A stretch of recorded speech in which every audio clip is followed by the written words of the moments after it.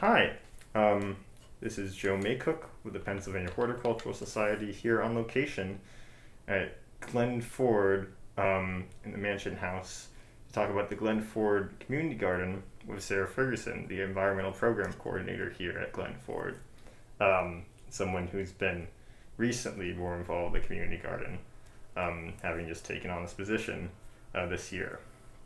So today's date is August 19th, 2022, and this is on behalf of the Cultivating Community Gardens Histories Project, or the Community Garden Memory Project, PHS. So Sarah, I want to ask you more obviously about your involvement with the garden, but first I'd like to ask you a little bit more about your background, if that's okay. Mm-hmm. So where did you grow up, and did you or your neighbors have gardens there? Yeah, so I grew up in Lancaster, Pennsylvania, so about an hour and a half from here. Mm-hmm. And as far as with my gardening experience, my mother is a longtime organic gardener. So she is a master gardener through the Penn State Extension. So my whole childhood kind of revolved around helping her out in her gardens, taking care of a lot of the different plants she had and learning about kind of all that she does in there. So I have a long history with gardening. Wow. So your first memories of gardening were with a master gardener, your mother, who had learned with Penn State. Mm-hmm. Do you, any memories, like what do you remember her growing? Yeah, so a big thing that we did a lot was tomatoes, green beans, asparagus, Mm-hmm. a lot of different herbs, especially basils. And then she started to expand a lot of the garden, so we do a lot of different fruits too. So she has like blackberries, raspberries, strawberries, different apple trees, Asian pears, all that kind of stuff. Mm-hmm. Yeah, a nice variety, Mm-hmm. including some perennials as well, with the blackberries and the asparagus. But so I want to skip forward a little bit and talk to, and you have this background in gardening and working with the environment from a very early age, from your mother and from growing up in Lancaster. How do you come to Glen Foerd?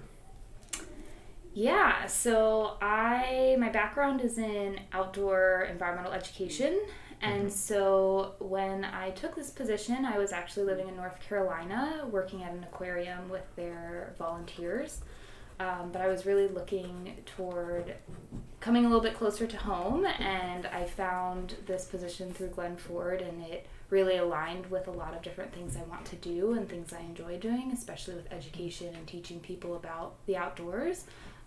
And so I applied and was able to get the position, and now I'm here. Yeah. So you mentioned education, teaching people about the outdoors, and there's a couple things that I feel like I understand that you do with the garden about that, as well as I've noticed that you're the person that gardeners are to contact about plot registration, right? Yes. So what are your roles in the community garden? Yeah, so big one is kind of registration and overall like taking care of it. So in late winter, early spring, we open up the plots for people to be able to reserve for the season. So I'm in charge of getting the plots together. So if things weren't cleared out the season before, I normally clear them out, make sure the garden's kind of ready to go, and then handle all of the registration. So anyone who was a part of the garden the year prior are able to kind of keep their plot into the next year, but then anyone who chooses to not keep their plot, those plots become available for new gardeners. So a big part of mine is just communicating with our current gardeners to make sure that if they want to keep their plots, I can reserve them for them, and then helping out with new gardeners reserving a plot and getting ready for the season. So that's a big part of my role. Another one is just kind of overall communication with the gardeners. So if there's any equipment that's not working, if there's any issues with the garden, I handle all of those issues, or try my best to handle them. And then just kind of overall maintenance of the garden with, keeping inventory, making sure equipment's being used. And then for myself too, we have a plot that myself and the other program manager here uses. Ourselves, we're hoping to start doing some programming with the plot. But right now we're just trying to get it together. We're growing some tomatoes and things in it as well. Nice. And who is the other program manager? So Christina Murray is our arts and culture program manager. Okay. So the two of us have the plot. And like I said, we're hoping to do some programming involving the community garden with our plot in the future. Yeah, that's great. I was just talking, Pam and Mike were just talking about the educational opportunities that you have in the garden. Absolutely. And one thing that I also heard about was the compost bin. Yes. Well. Yeah, so the compost bins were just put in this spring. So myself and our facilities manager built those and just put them out. So I have big hopes to kind of improve and have a larger composting system here at Glen Foerd. I'd really love in the future to have more of a community-wide composting program, but right now we're just kind of testing it out, seeing how it goes with our community garden, and then we'll hopefully increase it in the future. Yeah, I mean, one thing that I noticed about the compost when I was looking at it was that you have like this little there's a little bit of text about why you want to compost, what to compost, etc. Yeah. And I mean, that may not seem like a lot. I mean, but it's obviously not like an active it's not like you're doing an event or something, but it is a form of education. Yes, absolutely. Yes. And I thought that was very cool. And yeah, and obviously another way to keep bringing your skills and teaching people about the outdoors into something that is directly helping things grow. So, and that kind of segues into my next question, which is, how has the garden changed since you first came here?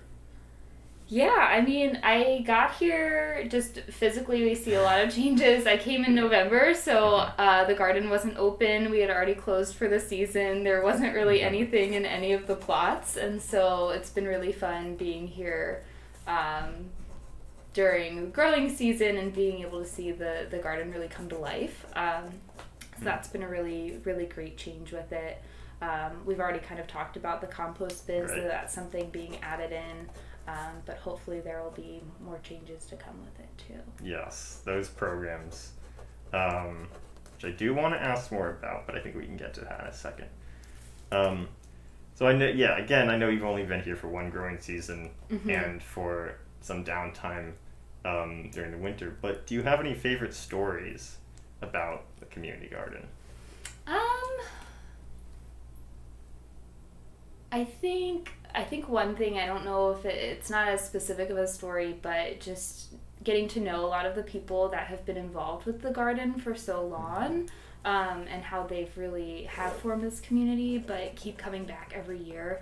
And I think it's really exciting to see that, but also a lot of our gardeners are really committed to Glen Foerd in general, and come to a lot of our other programming that's going on, and are just a really great supporter of Glen Foerd too, and so that's really exciting and inspiring to me.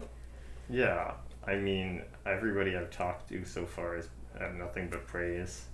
And like, I remember Pat from SBR talked to me a lot about how like Glen Foerd has been just great historically as a place to bring her clients with supportive behavioral resources, because there's this great green space and you can see and observe so much wildlife in a welcoming, open, big space, and get some naturalist skills going and observe things from insects to birds. No, it's a really cool space, and I think we're in such a unique location too that it's hard to believe we're still in Philadelphia here too, and being able to come to a place like this is really amazing. So yeah, it's an urban garden in that it's in Philadelphia, but it does not have, but it's so it's its own kind of pocket of green space with these big specimen trees, and right next to the river with, like you said, like we were talking about before the interview, You're also working on a boating program in the fall. So yeah, lots of different opportunities here yes. for sure. Yeah. So now I want to kind of circle back to that programming point you're talking about. You know, your future ideas and plans for things to do with the garden plot.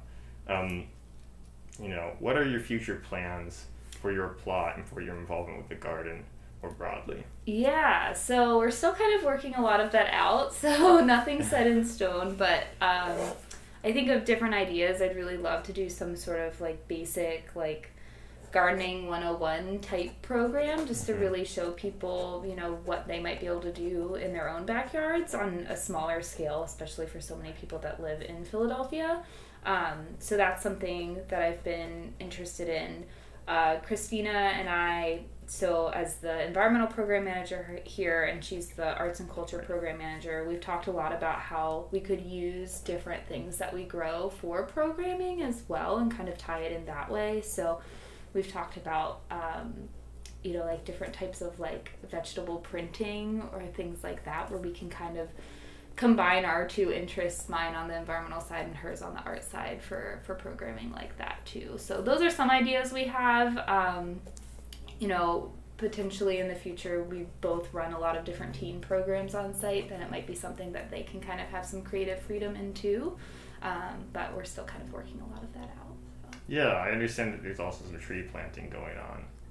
Yeah, so we have a lot of different projects going on. So I just had 9 students for the last 6 weeks, and one of our largest projects was putting in a pollinator garden on site. So we just finished that. We're still finishing some parts of it, but the students did a really great job. And then along with that too, we're hoping to do some more tree planting. We have some trees that need to go into the ground, so right now we're working out a plan as to where they'll be going and in what way. Nice. So you're going to continue, you've built a pollinator garden, you're working on putting some more trees in the ground, and your plans for the future include more like programs at the intersection of the outdoors and of arts and culture, like vegetable printing, and more programming and also, as you mentioned, you know, helping people bring home the gardening to their own plots. Yeah. Their own homes. Yeah. It sounds like you have a lot on your plate. A lot going on. but it also sounds very exciting. Like, you know, you've just it sounds like you've got a lot going on at Glen Foerd that's all, you know, bringing different aspects of environmental education and different parts of people's lives, and different constituents, with the students doing pollinator gardens and with also the community gardeners. And of course, if anybody just wandering across the property, you know, being able to appreciate the trees when they go in the ground. So really exciting. Yeah. Well, Sarah, it's been great to talk to you and learn a little bit more about your work, and hear about, you know, installing the compost and your own background in gardening, all this stuff leading into a brighter future of Glen Foerd. So, it's been an honor. I'm going to turn off the recorder now. That's it.